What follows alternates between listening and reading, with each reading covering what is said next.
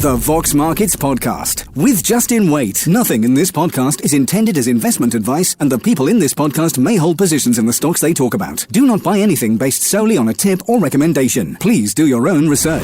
Welcome to the podcast on Wednesday, the 3rd of February 2021. On the podcast today, Dan Betts, CEO of Hummingbird Resources, HUM ticker there, of course, and Dan discusses their Q4 2020 gold production and 2021 outlook.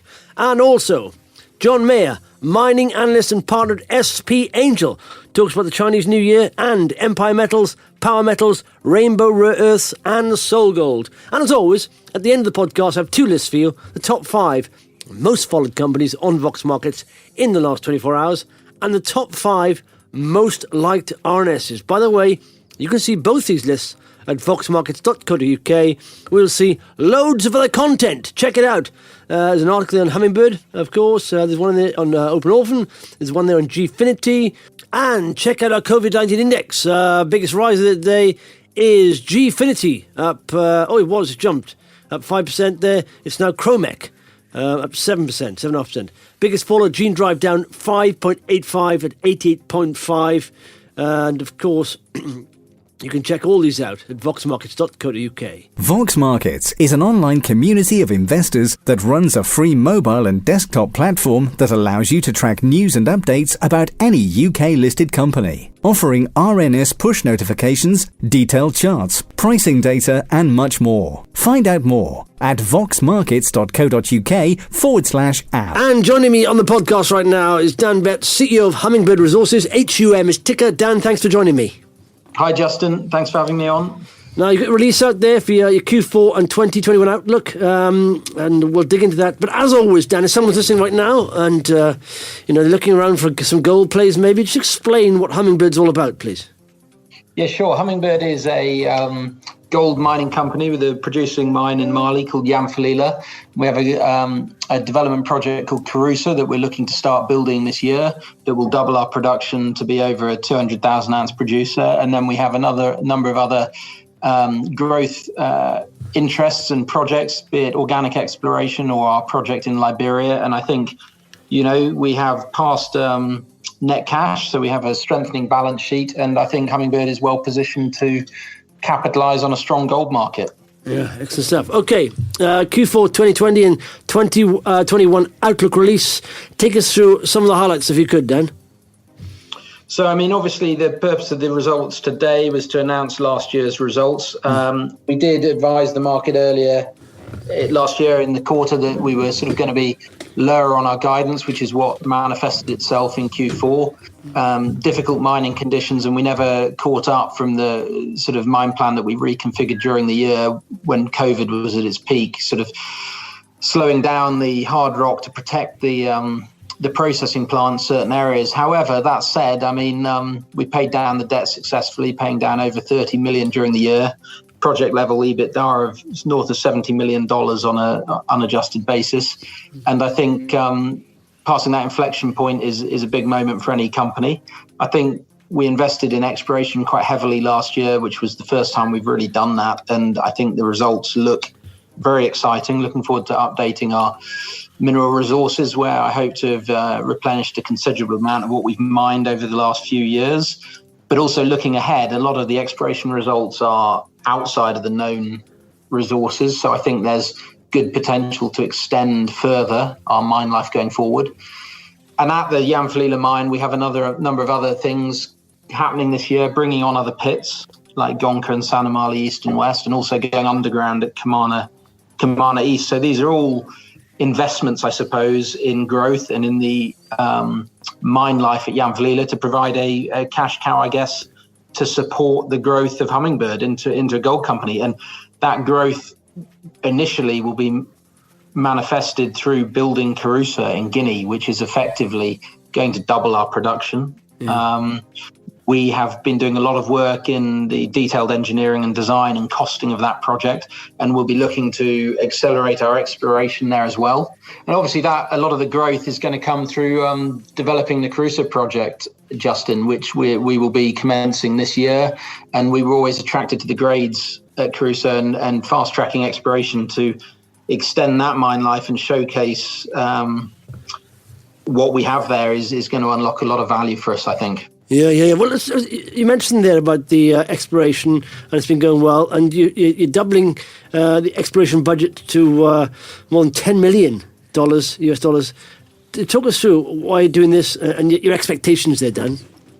Well, ultimately, I guess exploration success is a result of dollars spent. I mean, I don't mean to be blasé about it, but we were very, very slow on committing to exploration at Yamfilila because we were so capital constrained, and that has held us back in developing the value of the business and showcasing the mine life. So I think this year we've shown there is exploration potential that can convert into economic ounces, and in 2021 we need to fast track that and do more of it, both at Yamfilila and at Caruso. I think it's central to our growth proposition and the value we have that's organic within Hummingbird. Yeah. And you obviously you mentioned Caruso and doubling the output there. How is progress going there? Well, it's going well. I mean, I think there are definitely challenges in terms of the macro environment. There are cost issues, steel's going up. COVID is obviously providing a lot of challenges in terms of getting people to site. And in terms of costing, just things like time in transit and quarantine and getting the right people to site. So we've been going conservatively in terms of committing to a start date, because we want to make sure when we start that it's possible to deliver on the project on time and on budget. But in terms of the project itself, I think it's going to be very robust, high grade, and be good for the company. Yeah. Okay, so and Dubi in Liberia, your earning partners there, it's Pasifina Gold, listed on the TXX, and they're seen making good progress towards delivering that DFS and exploration program. Talk us through their progress, if you could, Dan, and expectations in the coming year.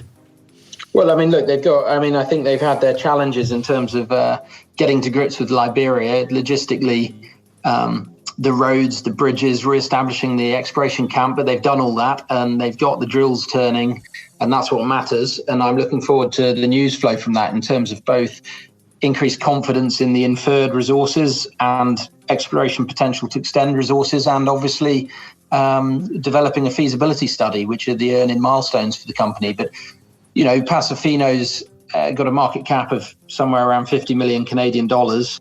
I think it's a great number for Hummingbird in terms of showcasing the value we have hidden in the company, because this isn't costing us anything. We get the use of Pasifino's dollars and an expert management team. And I think they'll create a lot of value during 2021. Yeah, let's talk about ESG. It's a massive theme, of course, going forward for every company. Take us through your initiatives, if you could. Oh. Well, I mean, look, ESG has been core to Hummingbird since we started, and any mining company, I'm sure, can list dozens of initiatives they have, whether that's education, healthcare, training. For Hummingbird specific at Yamfilila, we have a number of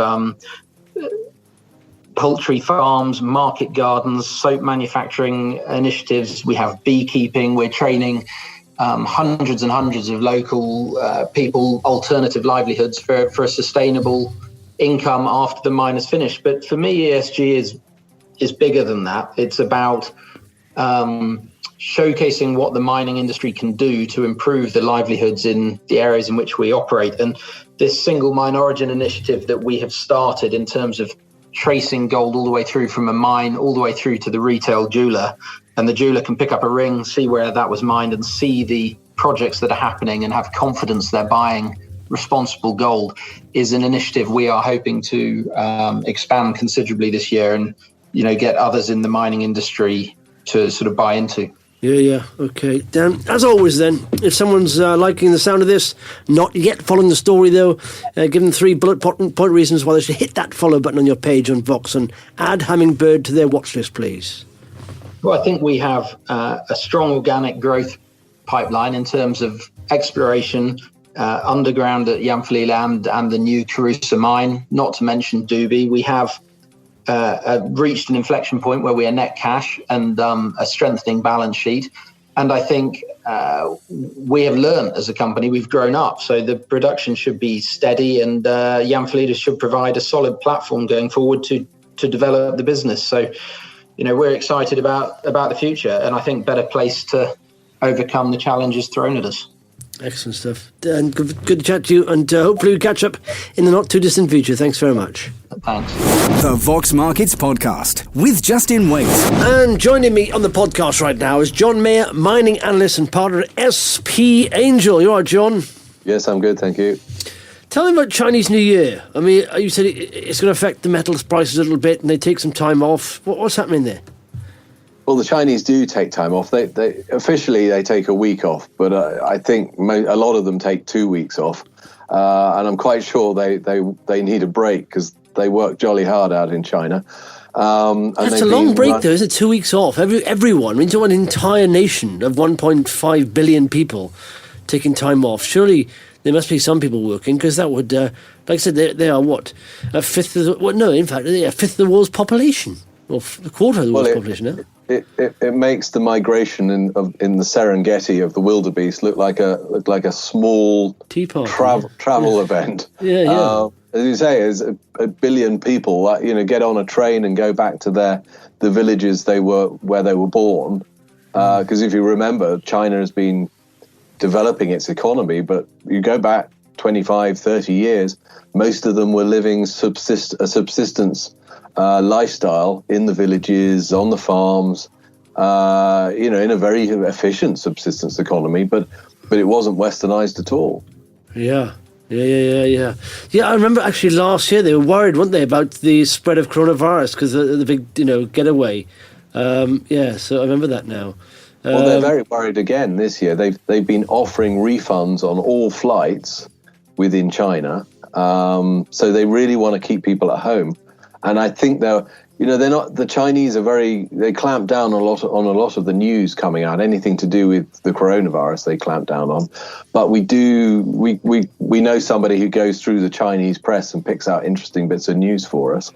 And we know they've been offering incentives, and they've shut down certain cities and certain suburbs of Beijing and stuff like that in order to reduce the risk of further infection. And I think they're going to bring in more measures to stop people from traveling through the holiday period. They really want people to stay at home. They don't want this thing spread.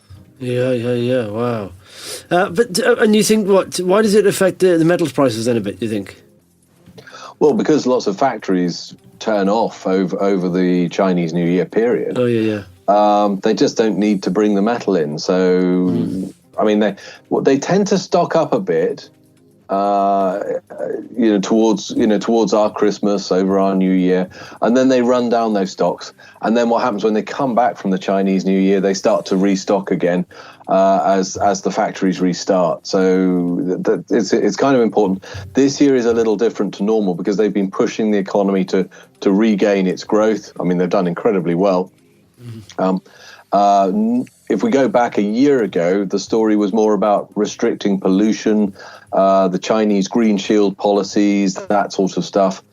This year, I think we're going to see less concern about pollution levels, although they should be worried, because if you get the coronavirus, then pollution becomes much more of an issue if your lungs have been damaged or impaired in any way. And I think the Western world is going to have to clamp down much more on pollution as a result of that in order to manage the cost of healthcare, if nothing else. Yeah, absolutely. Okay, cool stuff. Yeah, it's amazing. The nation, how fast it's grown, isn't it, really? And, quite impressive. Okay, let's look at some individual company news. In alphabetical order, you mentioned something happening at Empire Metals, EEE. Empire Metals, they've just finished a 4,000-metre drill program at their Eclipse gold project in Western Australia. That's just north of Kalgoorlie. Kalgoorlie's famous for all sorts of things in Western Australia. Mainly it's skimpy bars and stuff like that, and girls with ping pong balls. But the drill program, we expect them to come through with some quite good gold results off that drill program, and they've had some pretty good gold grades there already. So we think the Eclipse project will get bigger. I think that will be a mine sooner or later. It's just really a question of who's going to develop it. It might not be a huge gold mine, but I think it's going to be a nice little project for someone to do. Okay, cool. And remember, they're also in the process of selling their Georgian assets where there was an impasse with the Russian joint venture partner. They got an offer of $7 million worth of stock in Candelaria Gold. The Candelaria company is building actually a silver mine in Mexico at the moment. So it's Candelaria Mining Corporation. It's listed in Canada. But the Russian joint venture partner has a first right of refusal to buy Georgian's buy Empire Metals Georgian assets. So it needs to stump up $7 million worth of cash, in my view, to get that. They have a limited amount of time in which to make that decision. So it may be that Georgian's going to get paid Empire Metals is going to get paid one way or another. And that'll be good for the company. Yeah, cool. In fact, let me saw the chart. I always like to look at the chart of these companies here. It's it's okay. It's a steady rise. It's not nothing that spiked out of the crazy, but from April it was 1 pence. Now it's 3.5 pence. So it's done quite well since April. Cool. Okay, what's next? Power Metals. Pow. Yeah, Power Metals. Well, look, run by Paul Johnson. He's a good man. He's got a very good nose for exploration. Even though he's not a geologist, he seems to be very good at picking out the winners. So we're happy to back what he does, and he's put money into Kavango Resources, which is drilling in Botswana. Kavango is run by Mike Foster, who is a really good geologist. I've known Mike for over 25 years, and he really knows what he's doing. He found a very large gold deposit in the DRC, which is now within the portfolio of ARC Minerals, and so there's progress going on there. They've got a new strategic joint venture on a project in Botswana. That's looking quite interesting. So we'll see what comes out of that. And also they've got money in Red Rock Resources. Again, there's interesting licenses that those guys are involved with. So I think there's news to come. Very early stage exploration, but good exploration in my view. Yeah. Mike Foster, is he from Australia? Sounds like a good old Australian guy, Mike Foster. Oh no, he's very English. Oh, Mike Foster, or Michael Foster. Yeah, Michael Foster. Yeah. Yeah, exactly. Yeah, no, he's good quality. He was part of the Reunion mining team many years ago that sold the Scorpion Zinc project to Anglo American for a lot of money. Back during the Asian crisis, if you remember, back into the late 1990s. No, I wasn't born then, John. Only kidding. And if you think about it, there wasn't much going on in China at that time. No, exactly. Cool. Okay, so it's power. Next is Rainbow Rare Earths, RBW. What's happening? Well, look, really, really good news here. But they've discovered some thick, high-grade veins of rare earth ores. So this is the highest-grade rare earth mine in the world. By a pretty healthy margin, actually. And they've got mineralization grading up to 50% of rare earth oxides. A lot of that is neodymium and praseodymium, which are the two particularly valuable rare earths, because those metals go into the permanent magnets that are so important for offshore wind farms and for electric vehicles. So, if you're buying an electric car and it's got rare earths in the magnets in the motors, then you get so much more range out of the vehicle. And these prices are surely going to go up. And definitely the demand is going to increase a long way for these metals. Yeah. And so discovering more of it at the Gakara mine in Burundi is good news. And the fact that they've discovered more of it in particularly thick veins is important, because this mine works on a sort of semi-artisanal basis, or has done. And George Bennett, who's gone in there, is now ramping it up and mechanizing the mine and making it work better. So he's going to increase the production, and the fact that they've discovered more of this material is good news. Yeah, excellent stuff. Yes. Oh yeah, there's a revolution happening. Did you see that? In fact, I tweeted it earlier on, but There was a Bloomberg survey, and they said in the race for investment dollars, cars are pulling ahead. The 5-year compound annual growth in clean energy investment is going to be 0.15%. The 5-year compound annual growth for electrified transport, 20.74%. There's going to be close to like $400 billion worth of investment up to 2025. So, everything transport related, EV wise, is getting the big bucks. Well, what we're going to see is, it's not just going to be London and New York. It's going to be every single city, and eventually the towns as well, will all start to create clean air zones. And sooner or later, there'll come a point when you can't drive a diesel vehicle into any of these places. If you want to go and visit a shop in town somewhere, you're going to have to be in an electric vehicle, or you're going to have to take the bus. Mm-hmm. It's as simple as that. So we're all going to end up owning electric vehicles. I mean, I'm going to still hang on to my Land Rover for a while, but the fact is I'll have to buy probably a little electric runaround, maybe a Mini of some sort, in order to get to certain places. Yeah, I think do you know what? I think that, the development and the innovation, the evolution of the range of batteries will do so well. I think even by 2030, it'll be like a normal petrol car, as fast to charge as it is to fill a car, and the range will be as long as a full tank of petrol, or diesel. Well, but we shouldn't be looking for fast charging. What we should be ensuring that we charge slowly overnight in order to preserve battery life. Yes, there will be a fast charge option for to ease range anxiety. But most people are going to want to go for the slower type charging situation. But you're right, the batteries are going to become so much better. They'll have more range and more capacity in them, just purely because of the improvement in the quality of raw materials going into those batteries. I mean, there are step changes to be made if they can create silicone anodes, for example. The problem is the silicone anodes, they have the thermal coefficient is different from the rest of the battery, which means they expand so much more when they get warm.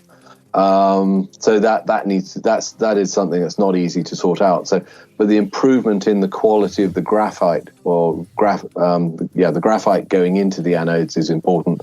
Improvement in the quality of the other materials going in will mean that the batteries actually become better quality. There'll be less fires, which is always a concern.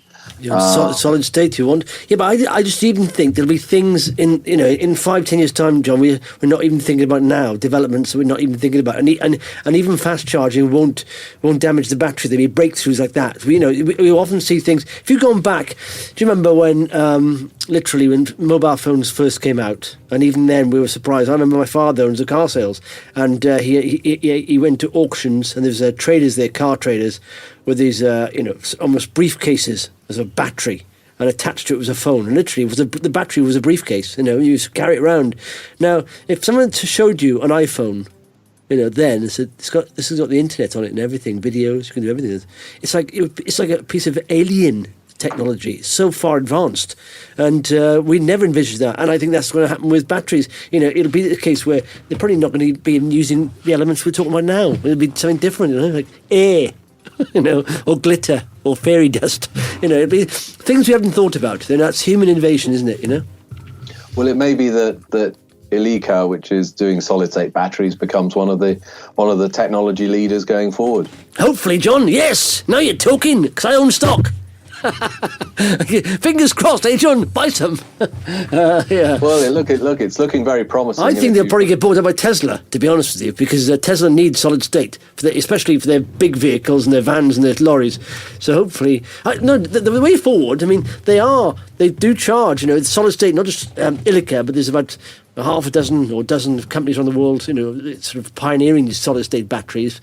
And the fact of the matter is, they haven't scaled up commercially yet to massive batteries, but they're showing 5 times faster charge, but 6 times range on them. They're non-flammable, so it seems like it's the way forward. They're just at the moment pushing it forward. They need to see more money to sort of to push it forward, but it's going to happen, and that's the way forward compared to what we have at the moment.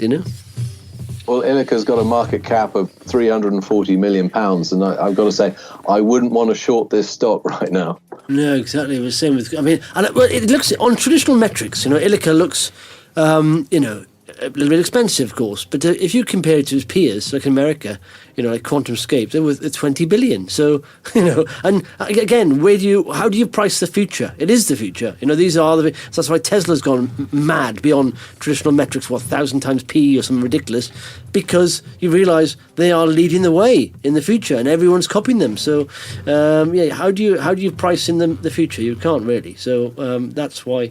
And like I said, in 10 years' time, when everyone's using solid-state batteries, this is seen as undervalued right now, Well, I've noticed QuantumScape has come back rather a lot. Yeah, it has, yeah. It was 45 billion. It was on the way up, certainly. Yeah, well, it was hopefully in the middle, but it was like 45 billion. No revenue. Same development path as Ilika. And it's 45 billion just because of Bill Gates and Volkswagen invested, of course, and it's in the US. But so there we are. Hopefully that the valuation gap closes. And there's another British battery maker called Oxis Energy, which is well worth a look at. I think they have a lithium sulfur battery. Mm-hmm. It's not quite solid state, but it's not far off. The Ministry of Defence have invested in that, as have a whole range of other aerospace companies, because they're very high density batteries that are being trialled in aircraft at the moment, and they're building a factory in Brazil to make batteries for Mercedes buses, hopefully. So we'll see what happens there. They're not listed, are they? They're not listed as yet, are they? No, it's still private. I think if they were listed, they would be off to the races. Yeah, okay. Well, listen, they've got to do it, haven't they? Because if they need money, and they do, obviously, in development stages, they need that capital investment, so they'll have to list, I suppose. And there's plenty of demand for that. Like I said, investment is piling into this kind of... So now is the time for them to list, isn't it, really? So hopefully they'll do that. Marvellous. John, anything else? I think, there's always stuff going on in the mining industry. I mean, there's more exploration going on for Solgold in Ecuador. Mm-hmm. We saw Nick Mather, the chief executive, stepping aside last week. I think one suspects that BHP and Newcrest, who are big mining companies, maybe had a hand in that. But the fact is they're developing a very large, very expensive underground block caving copper mining operation, and that needs somebody who's Nick Mather is a diehard exploration expert, but what they need is a mining guy now to take the helm and build that mine. Excellent stuff, John. Thanks for that, fella, and we'll catch up speaking next weeky. Thank you very much, Justin. Okay, it's time for the top 5 most followed companies on Vox Markets in the last 24 hours. At 5, Conduity Capital, up 4.8% to 3.2. At 4, GST Technologies, or GS Technologies, up 44% to 0.875. At 3, Dev Clever, up 5% to 24.5. At 2, Gene Drive, down 5.85% to 88.5. And at 1, Bacanora Lithium, down 15% to 47.5. Okay, it's time for the top 5 most read RNSs. At 5, Dev Clever Holdings trading statement. At 4, Open Orphan new challenge study quarantine clinic. At 3, Tizion Life Sciences CEO exclusive interview to discuss COVID-19 trial. At 2, 4D Pharma oncology program update. And at 1, Argo Blockchain January operational update. That's it for the podcast. Thanks for listening. Muchos appreciated. The Vox Markets Podcast with Justin Waite. Nothing in this podcast is intended as investment advice, and the people in this podcast may hold positions in the stocks they talk about. Do not buy anything based solely on a tip or recommendation. Please do your own research.